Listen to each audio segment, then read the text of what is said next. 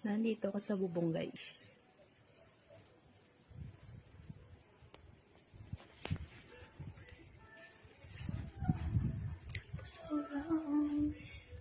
Iba po magmahal ang OFW.